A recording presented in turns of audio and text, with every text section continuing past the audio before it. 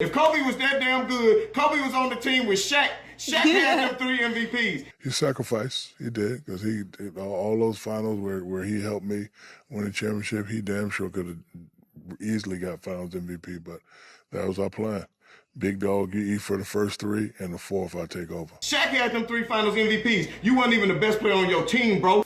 And it's good to play with the best player in the world on your team, because it makes stuff a lot easier. Kobe calls you the best player in the world. As you guys might know, this man right here is by far the most delusional LeBron fan I've ever seen. More delusional than Kendrick Perkins, a bigger liar than Nick Wright, and more flamboyant than someone like Shannon Sharpe. And like many LeBron fans, the 2 major targets of this guy, of course one being Michael Jordan, we've already bunked his arguments, but number 2 is also Kobe Bryant. LeBron gonna finish beating you in scoring and assists. He gonna be the leading scorer of all time. Kobe ain't even in the conversation. Kobe, you sorry as shit. If Kobe was that damn good, Kobe was on the team with Shaq. Shaq had them 3 MVPs. Shaq had them 3 finals MVPs. You weren't even the best player on your team, bro. Now, stopping it right there, the typical LeBron fan stuff. Shaq carried Kobe, he was second fiddle, he was nothing. You know, he was Robin to Shaq's Batman. We've all heard it time and time again. And I gotta ask the question, if we're gonna talk teammate help, superstar help, yes, Kobe had Shaq for that first 3-peat, and the back half had Pau Gasol for his 4th and 5th championships. But compared to LeBron James, Kobe in his career didn't have these big 3s, big 4s on his championship teams. I mean, we were a super team. And we were a team that was expected to go to the finals, expected to have the potential to win a championship. Yeah. LeBron, tell us about that. Not 2, not 3, not 4, not 5, not 6, not 7. LeBron, with numerous big 3s championship favorites, has a losing record in the NBA Finals.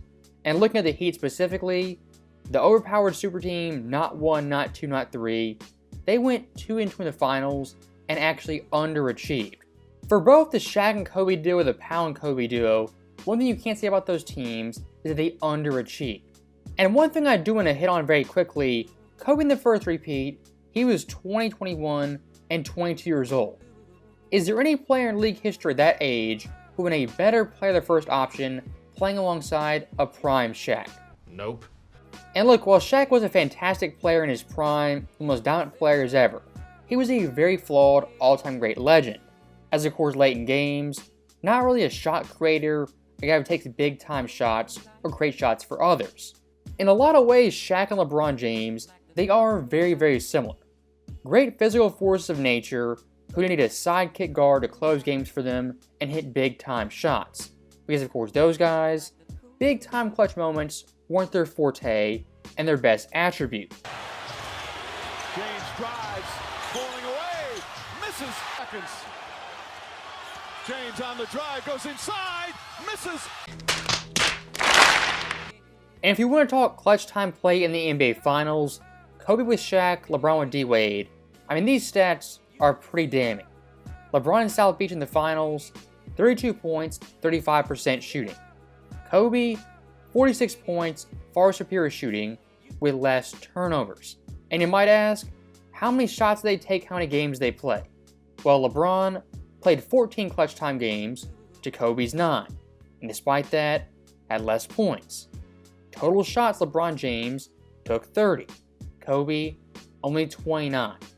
So LeBron playing more games, more minutes, taking more shots, more free throws, was actually worse than Kobe in the clutch across the board. And keep in mind, that is prime LeBron James versus a young Kobe. And if you want to talk big time clutch moments, Kobe in his first finals actually kind of saved the series. Here he is over Jackson. Shaking on Miller. Shaw running one-hander. Followed in.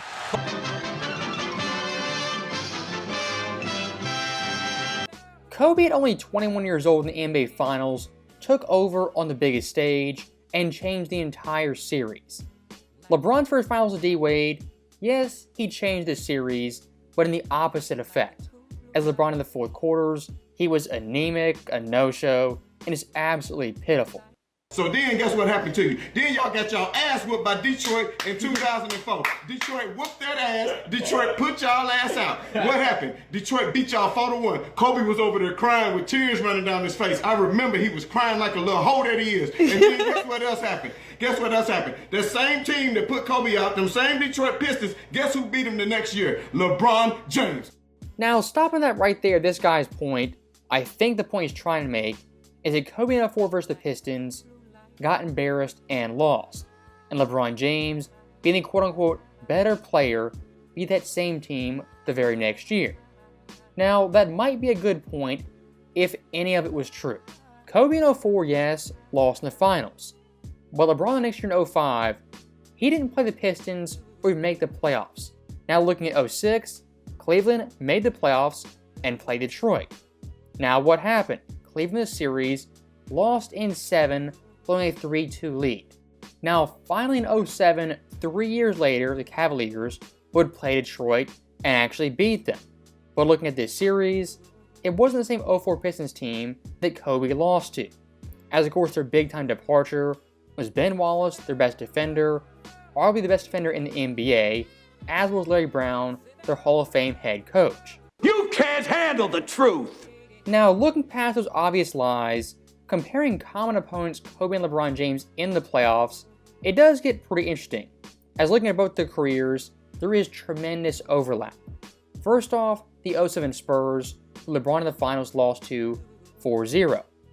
Now, Kobe the very next year in 08, in the West Finals, beat that same team, the defending champions, 4-1, absolutely smoked them. And unlike that Pistons comparison, the Spurs team in 07 vs 08 was the exact same team. Look at the 09 Magic, another common opponent. Kobe vs the Magic beat them 4-1, smoked them. LeBron as the favorite with home court advantage, lost 4-2 in embarrassing fashion. The very next year, 2010, the Boston Celtics, LeBron once again as the favorite, lost 4-2, blowing a 2-1 lead. Kobe versus that same Celtics team ended up winning 4-3, winning 2 straight games after being down 3-2. This guy's entire point is saying LeBron James beat the Pistons team Kobe lost to. That point completely backfires with a tad bit of context looking at common opponents. Guess what else happened? The same team that put Kobe out, them same Detroit Pistons, guess who beat him the next year? LeBron James. With nobody on his team. He scored 34 points in a row to put them niggas out. He might have got swept in the finals against San Antonio, but so what? He made it. So stopping the guy right here, I want to point out one thing that's fairly obvious to everyone. When it comes to the NBA Finals, NBA Championships, you don't get gold medals, silver ribbons for making it to the biggest stage. Whether that be the World Series, the Super Bowl, March Madness, or the NBA Finals. The second place finisher gets absolutely nothing. But this mindset right here is rampant for LeBron James fans. They think making the finals is some massive achievement on par with actually winning a championship. That's how delusional they are. And to point out the obvious hypocrisy, when LeBron loses, he's much more tame. When Kobe loses, it's he was a bum, he was crying, he was a quote-unquote hoe. What happened? Detroit beat y'all 4-1. Kobe was over there crying with tears running down his face. I remember he was crying like a little hoe that he is. He might have got swept in the finals against San Antonio, but so what? He made it. Now, looking past the obvious hypocrisy, when it comes to that 07 series versus the Pistons, Game 5 is always talked about, rightfully so. But what nobody ever brings up is Game 6 in Cleveland, the actual game to clinch the series. As this game, LeBron James went 3 of 11, only scoring 20 points. The guy who saved LeBron in this game, the quote-unquote bum, was Boobie Gibson off the bench, who had 31 points on nearly 80% shooting. And Gibson in the fourth quarter, a game-high 19 points on near-perfect shooting. If one of Kobe's teammates like Pau Gasol or Shaq had 31 points on 80% shooting in a closeout game, they played awful. That game will be talked about to the end of time. But unfortunately in this case, this game is tossed under the rug and simply memory hold. Now, looking at Kobe in the exact same scenarios early in his career, in 02 versus the Kings in a Game 7, a near 30-point triple-double. 01 versus the Spurs, outplayed Shaq in this game, dished out 11 dimes to make the NBA Finals. And then of course 2000, another Game 7, made all the big time plays versus the Blazers, and outscored Shaq in the game total. It's Kobe again. Mouths left, the Lakers have 2. Bryant to Shaq! So that right there is the end of the video. My main point of the video is very simple. Kobe, for his 5 championships, had numerous big-time quarters, big-time shots at various points in those runs. In large part due to Kobe, those shots, those moments, helped him be a 5-time champion. For LeBron James, he's had big-time shots, not denying that. But more times than not, LeBron James in the finals, in Game 7s, not the best decision maker or late game shot maker. Of course, he's made some shots, but not the shots. As always, thank you guys for watching, hope you enjoyed it. I'll see you next time.